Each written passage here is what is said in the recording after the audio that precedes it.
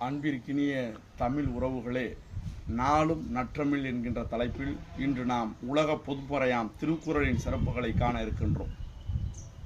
உலகத்தில் எத்தனை நூல்கள் படைக்கப்பட்டாலும் அவற்றிற்கெல்லாம் தலையாய நூலாக இருப்பது திருக்குறள்.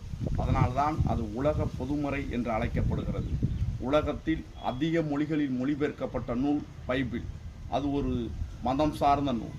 ஆனால் அதற்கு அடுத்தபடியாக உலகத்திலே அதிக மொழியிலே மொழிபெயர்க்கப்பட்ட நூலாக தமிழ் தாயின் தவ புதல்வர் போல மணிமகுடமாக விளங்குகின்ற திருக்குறளாகும்.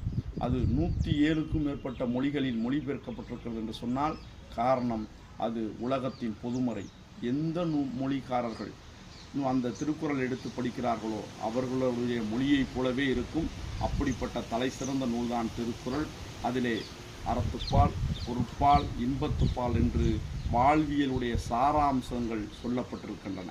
அதனால்தான் மேலை நாட்டறிஞர் கால்டுவெல் சொன்னார், இந்த உலகமே அழிந்தாலும் தமிழ்நாட்டில் உள்ள திருக்குறளும் கம்பராமாயணம் 2 நூல்கள் இருந்தால் போதும், உலகத்தினுடைய நாகரிகம், பண்பாடு, விருந்தோம்பலை அறிந்து கொள்ளலாம் என்று சொன்னார்.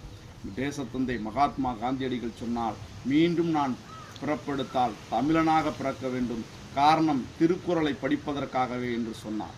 மேலை நாட்டு மொழியறிஞர் கிட்டல் சொல்லுகிறார், தமிழ் மொழி என்பது வெள்ளித்தட்டு, அதில் வைக்கப்பட்ட தங்க ஆப்பிள் தான் திருக்குறள் என்று.